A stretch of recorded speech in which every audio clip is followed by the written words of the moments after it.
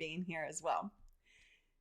So when it comes to live video, live is going to come with issues. We always say it's not a matter of if things are going to go wrong, it's a matter of when they will go wrong. So I want you to be prepared by knowing how to deal with the technical issues that arise through live streaming. And live streaming can be scary just because of this fact of, things are going to potentially go wrong.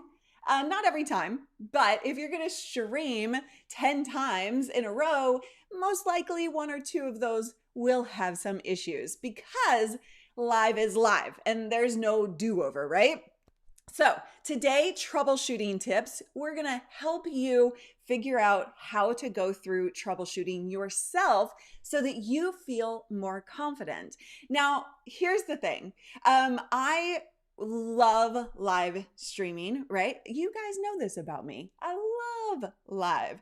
But you do tend to get flustered, right? And when I talk about the confidence that will occur, it's all about you having power in here so that you know what to do when things go wrong. And speaking of this, the first thing you need to know before we do dive into the actual tech troubleshooting tips, both generally for live streaming as well as Ecamm Live specific tips, you need to understand that most of troubleshooting goes all up here. Thank you so much, Susan, for becoming a YouTube member. Appreciate you for being here. So the mindset. Your mindset matters most when it comes to troubleshooting, especially if you are live while something goes wrong, right? If you are flustered, guess what? Your audience is not having a great experience.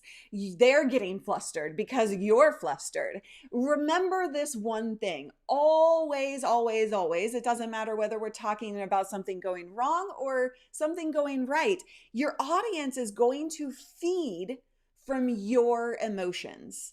So your emotions while live and while troubleshooting need to be presented in a way that your audience can have fun with you and go through this troubleshooting process and not get annoyed or, right? We don't want our audience's energy level to go like in a bad place because then they're not willing to come back.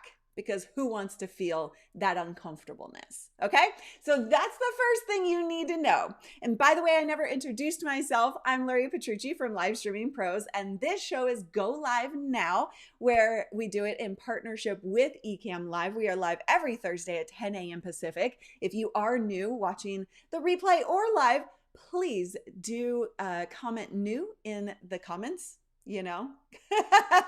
So that we can meet you and give you a special shout out. Yes, I love this hashtag by Susan, our new member. Your emotions matter. Exactly. Love the hashtag. Great way to summarize that up. So let's dig into some of the general live streaming troubleshooting tips.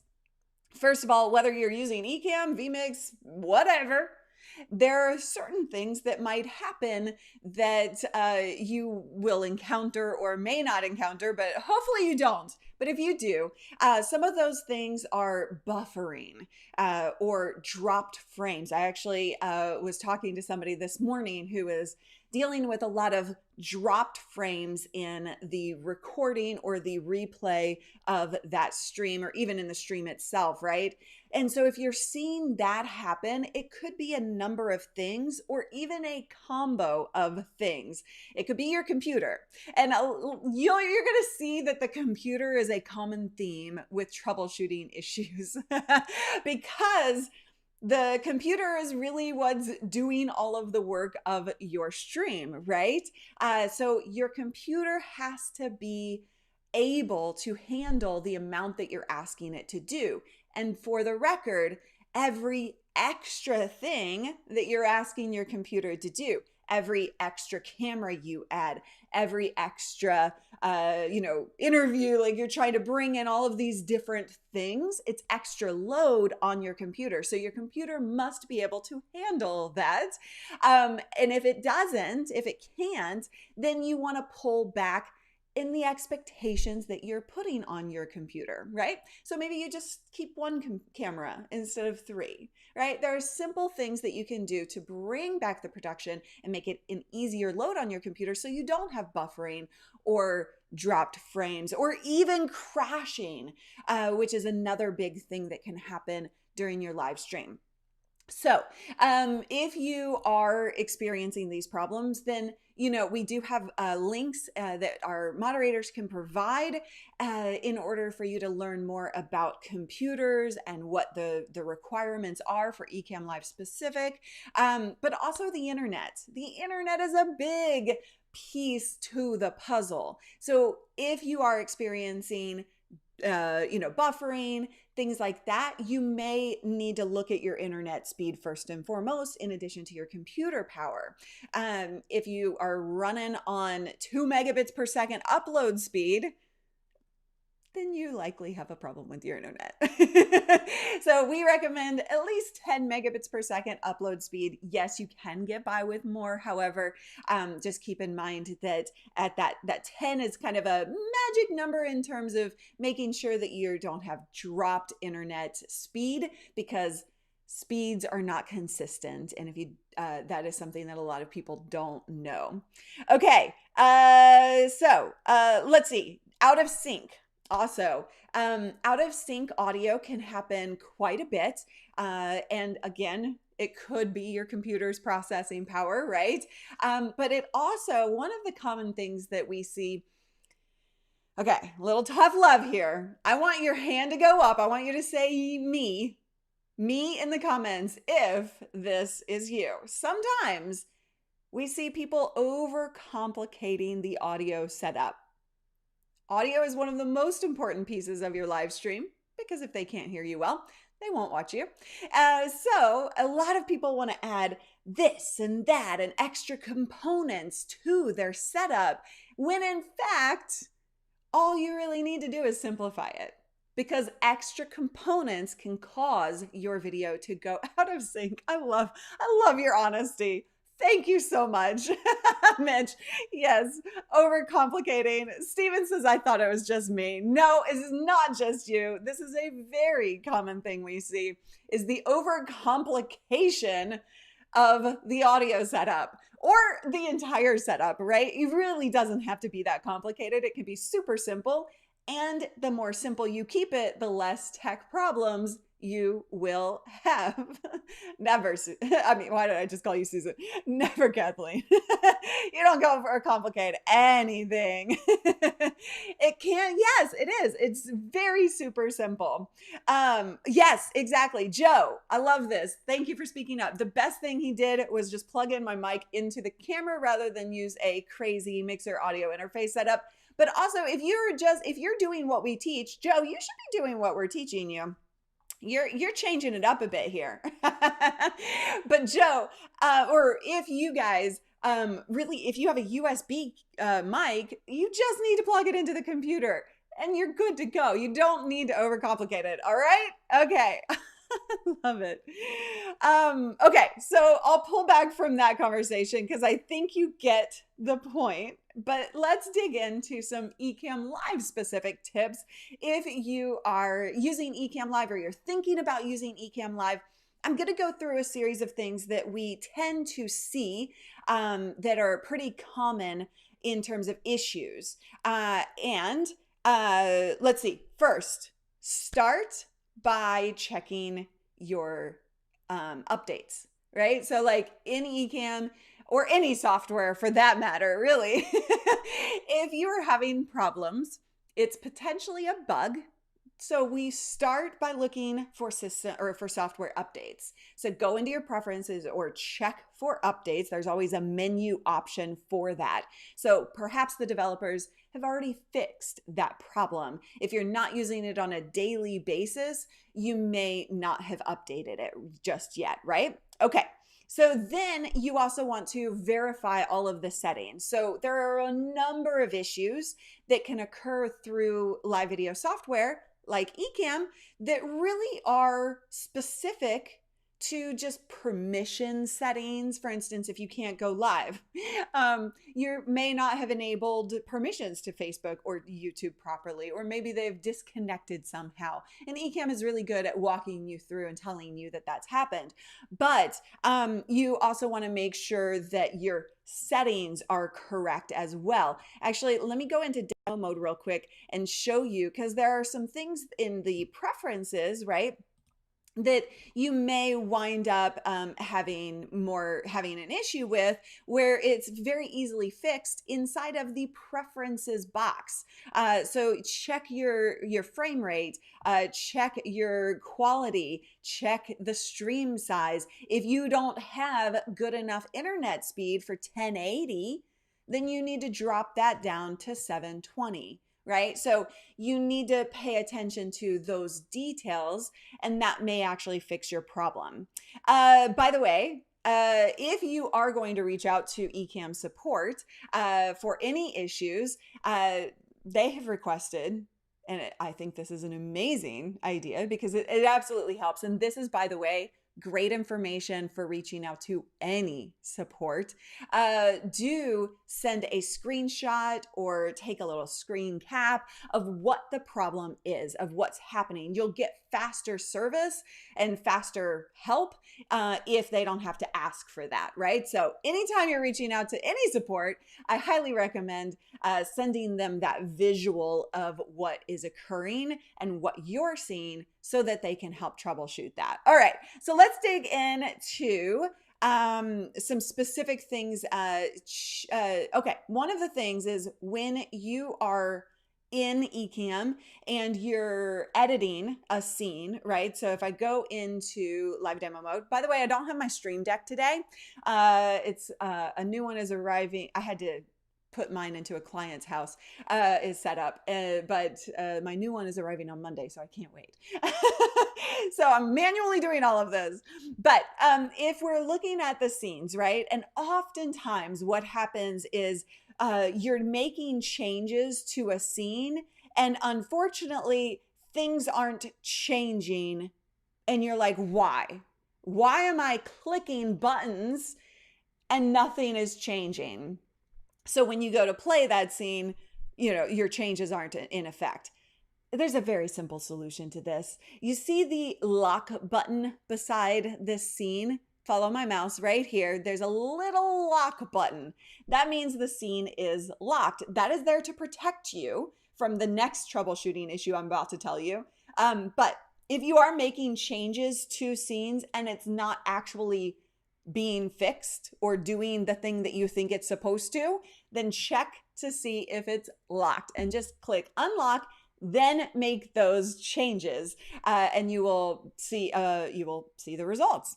The next thing is you lose an overlay. Okay, I'm gonna do this to myself on purpose because I've done this on accident plenty of times in my live stream. What I'll do is I'll be trying to click buttons really quickly during a live stream, and I'll kind of like do that. What just happened? What? Why is my overlay not there? Why is the frame that I need, it's built out, where did it go? Right? That happens. I've seen it happen to many of our students, the Ecamm community, and I've seen it happen to me. So don't worry, I also make mistakes. And what you have done is you can actually, you've removed that frame from position. So what you can do is go into the scenes window. You get access to that through going window and scenes, and then that will pop up. And you see this little eyeball that has a cross through it. That means it's hidden. There it is. So you just unhide that and you will be able to access that. Now, the other thing is, let me pretend, wait, hold on, wrong thing. There we go. Let's say you added this text overlay, but you're not seeing it actually active. You're like, where is it? I know it's added. Where did it go? Well, a lot of these things happen in layers. So one thing I really want you to understand about live streaming with software like this is the layers. So when you are adding things like a text overlay, a countdown timer, a frame, you have it works in layers. So my camera is the bottom layer essentially. And then the frame adds on top of that, right? Let me do it visually here. And then the text overlay should be on top of that. So if you think about it as a cake layer, for instance, you'll understand how to manage your assets better and troubleshoot when things go awry. So if you look, let me go back into demo mode.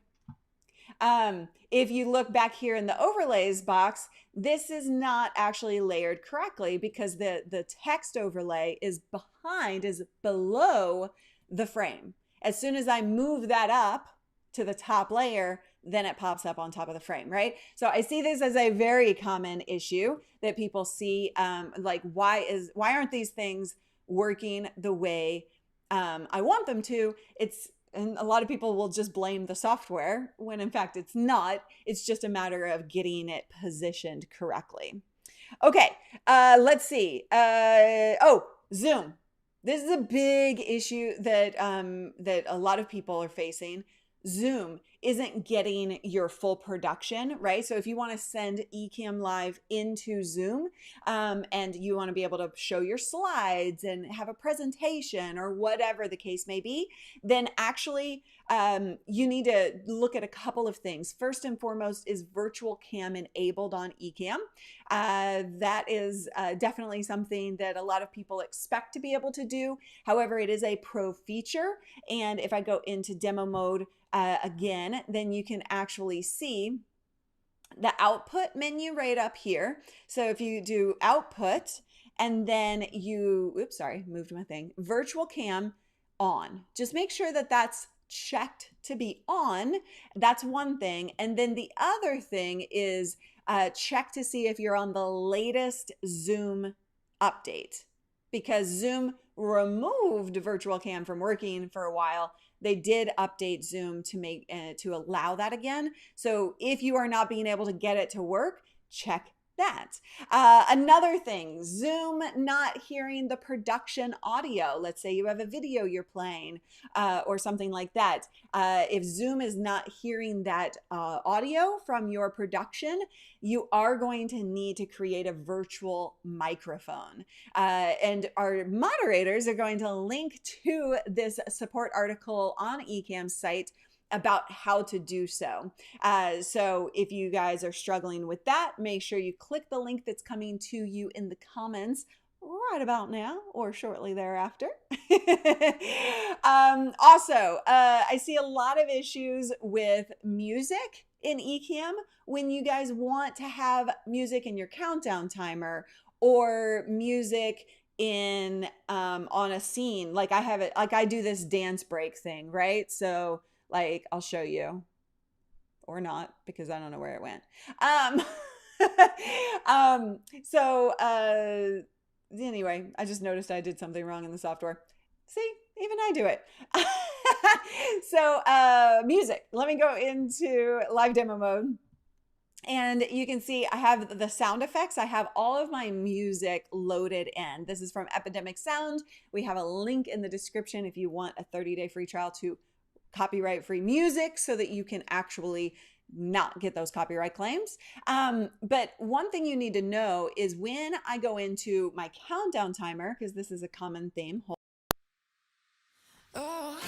All right, so the music is playing. I've just muted it so that you can hear me. And a lot of times what happens is you aren't actually playing a folder, right? So some people will complain that only one song is playing, or it's not looping through a song or a series of songs. So pay attention to the fact that I have all of my music in a single folder, and this allows me on the folder line here to click it and add that to this scene. See how on over here we have this actually attached to the scene. If I were to go to my main cam, you'll see that doesn't exist here because I haven't added it to that scene. So that's a visual cue that that music is attached to it. You can always click this loop button. People don't see that. A lot of people don't see that. So